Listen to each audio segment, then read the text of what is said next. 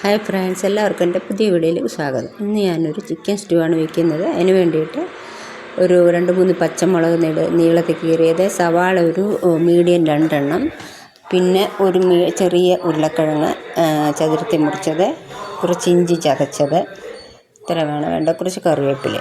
നമുക്കൊരു പാത്രം അടുപ്പിൽ വെച്ചിട്ട് അതിലേക്ക് കുറച്ച് വെളിച്ചെണ്ണ ഒഴിച്ച്, വെളിച്ചെണ്ണയ്ക്കകത്താണ് ഇത് ചെയ്യേണ്ടത്. വെളിച്ചെണ്ണ ഒഴിച്ചിട്ട് അതിലേക്കൊരു 3 ഗ്രാമ്പു, 3 ഏലക്ക, ഒരു ചെറിയ കഷ്ണം പട്ട ഇതിട്ടിട്ട് നമ്മൾ അരിഞ്ഞു വെച്ചിരിക്കുന്ന പച്ചമുളകും സവാളയും എല്ലാം ഒന്നിട്ട് വഴറ്റിയെടുക്കണം. വഴറ്റുമ്പോൾ നമ്മൾ ബ്രൗൺ കളറാണോ എന്നൊന്നുമില്ല, ഒരു മീഡിയം സൈസ്, അതായത് മീഡിയമായിട്ട് വഴന്നാൽ മതി. അതായത് ഒരുപാടങ്ങ് ചുവപ്പ് കളറൊന്നും വരണമെന്നില്ല. അങ്ങനെ നമുക്ക് ഇതൊന്ന് വഴറ്റിയെടുക്കാം. ഇതൊന്ന് വഴറ്റുന്ന സമയത്ത് ഒരു ഇച്ചിരി ഉപ്പിട്ട് കൊടുത്തു കഴിഞ്ഞാൽ പെട്ടെന്ന് നമുക്ക് സവാള വഴന്ന് കിട്ടും.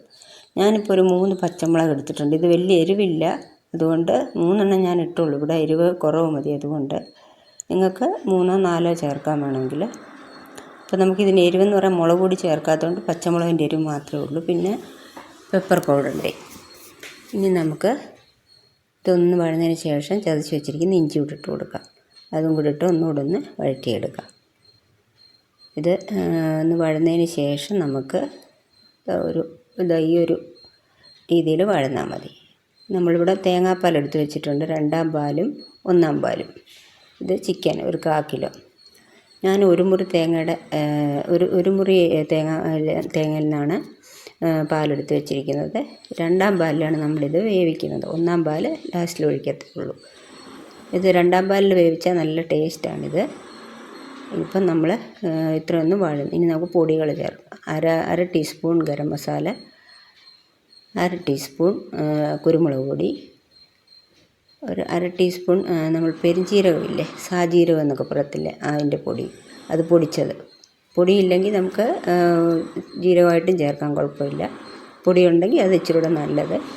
അത് 3 ചേർത്ത് കൊടുത്തിട്ട് നമുക്ക് മല്ലിപ്പൊടി ഒരു ടീസ്പൂണോളം ചേർത്ത് കൊടുക്കാം. ഞാനിവിടെ 1 ടീസ്പൂണാണ് ചേർക്കുന്നത്. 1 ടീസ്പൂൺ ചേർത്തിട്ട് ഈ പൊടികളെല്ലാം കൂടെ ചേർത്തൊന്ന് നമുക്ക് വഴറ്റിയിടാം. പൊടികളുടെ പച്ച മണം ഒന്ന് പോകണം, അതുവരെ ഒന്ന് വഴറ്റിയെടുക്കാം. അതിന് ശേഷം നമുക്കിതിലേക്ക് ചിക്കനും ഇട്ട് കൊടുക്കാം. ഇപ്പോൾ പൊടിയെല്ലാം നല്ലപോലെ ഒന്ന് മൂത്ത് പൊടിയുടെ മണമൊക്കെ മാറി. ഇനി നമുക്ക് ചിക്കൻ ഇതിലേക്ക് ഇട്ട് കൊടുക്കാം. ചിക്കൻ കണ്ടാൽ ഞാൻ ചെറിയ പീസുകളാക്കിയിട്ടുണ്ടെങ്കിലേ അത് വേവത്തുള്ളൂ. നമ്മൾ കുക്കറിലൊന്നും അല്ലല്ലോ വേവിക്കുന്നത്, അടച്ച് വെച്ച് വേവിക്കുന്നത് കൊണ്ട് ചെറിയ പീസുകളാക്കണം. അപ്പോഴേ ആ മസാല ആയാലും എല്ലാം അതിൽ പിടിക്കത്തുള്ളൂ. ചിക്കനും കൂടി ഇട്ട് നമ്മൾ ഇതൊന്ന് വഴറ്റിയെടുക്കുക. ഇപ്പോൾ നല്ലതായിട്ടൊന്ന് വഴറ്റിയിട്ടുണ്ട്. ഇനി നമ്മൾ എടുത്തു വച്ചിരിക്കുന്ന ഉരുളക്കിഴങ്ങ് കൂടി ഇട്ട് കൊടുക്കണം. നമ്മൾ ഉപ്പിട്ടില്ലായിരുന്നു, ഇനി ഇതിനാവശ്യത്തിനുള്ള ഉപ്പിട്ട് കൊടുക്കണം. ഉപ്പിട്ട് കൊടുത്തതിന് ശേഷം ഉരുളക്കിഴങ്ങും കൂടെ അതിലേക്ക് ഇട്ട് കൊടുക്കാം. ഇനി നമുക്ക് അതും കൂടെ ചേർത്ത് നമുക്ക് ഒന്നുകൂടെ ഒന്ന് വഴറ്റാം. ഇപ്പോൾ ആ മസാലയൊക്കെ അത് ചിക്കനിലൊക്കെ പിടിച്ചിട്ടുണ്ട്. ഇനി നമുക്കിതിലേക്ക് എടുത്തു വെച്ചിരിക്കുന്ന 2-ാം പാൽ ഒഴിച്ച് കൊടുക്കാം.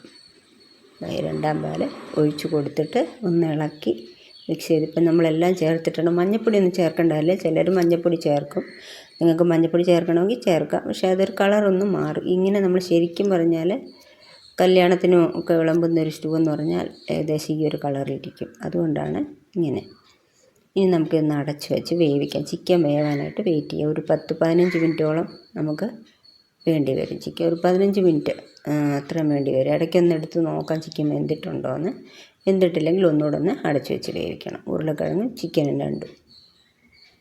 ഇപ്പോൾ ഓൾമോസ്റ്റ് അത് വെന്തിട്ടുണ്ട്. ഒന്നുകൂടെ ഒന്ന് അടച്ച് വെച്ച് വേവിക്കാം നമുക്ക്. ഇപ്പോൾ ശരിക്കും വെന്തിട്ടുണ്ട്. ഞാൻ വീണ്ടും ഒന്നുകൂടെ ഒന്ന് അടച്ച് വെച്ചായിരുന്നു. ഇപ്പം നല്ലപോലെ ചിക്കന് ഉരുളക്കിഴങ്ങൊക്കെ വെന്തിട്ടുണ്ട്. ഇനി നമുക്കിതിലേക്ക് 1-ാം പാൽ ചേർത്ത് കൊടുക്കാം. 1-ാം പാൽ ചേർത്ത് കൊടുത്തു. ഇപ്പം നമ്മൾ ഉപ്പെല്ലാം നോക്കണം. നമ്മളിപ്പോൾ ഇനി 1-ാം പാൽ ഒഴിച്ച് കൊടുത്താൽ പിന്നെ നമ്മൾ തിളപ്പിക്കാനൊന്നും പാടില്ല. എല്ലാം ഒന്ന് ഇളക്കി കഴിഞ്ഞതിന് ശേഷം നമുക്ക് സ്റ്റൗ ഓഫ് ചെയ്യണം. ഇപ്പം ഞാൻ സ്റ്റൗ ഓഫ് ചെയ്തു. ആ ചൂടിൽ തന്നെ കിടന്ന് അതൊന്ന് മിക്സ് ആയിക്കോളും. ഇപ്പം ഓഫ് ചെയ്തിപ്പോൾ കറി റെഡിയായി. ഇനി നമുക്കൊരു 10 മിനിറ്റ് അടച്ച് വെക്കാം. ഇത് അടച്ച് വെച്ചതിന് ശേഷം സ്റ്റൗ ഓഫ് ചെയ്ത് വെച്ചിരിക്കുകയാണ്. ഇനി നമുക്ക് അടച്ച് വെച്ചതിന് ശേഷം 10 മിനിറ്റ് കഴിഞ്ഞ് നമുക്ക് ഇത് എടുത്ത് ഉപയോഗിക്കാം. നല്ലൊരു കറി, നല്ലൊരു ചിക്കൻ സ്റ്റൂ ആണ്. അപ്പത്തിൻ്റെ കൂടെ ചപ്പാത്തിയുടെ കൂടെ കഴിക്കാൻ പറ്റിയ ഒരു സ്റ്റൂ ആണ്. എല്ലാവരും ട്രൈ ചെയ്ത് നോക്കുക. ഈ വീഡിയോ ഇഷ്ടമെങ്കിൽ ലൈക്ക് ചെയ്യുക, ഷെയർ ചെയ്യുക, സബ്സ്ക്രൈബ്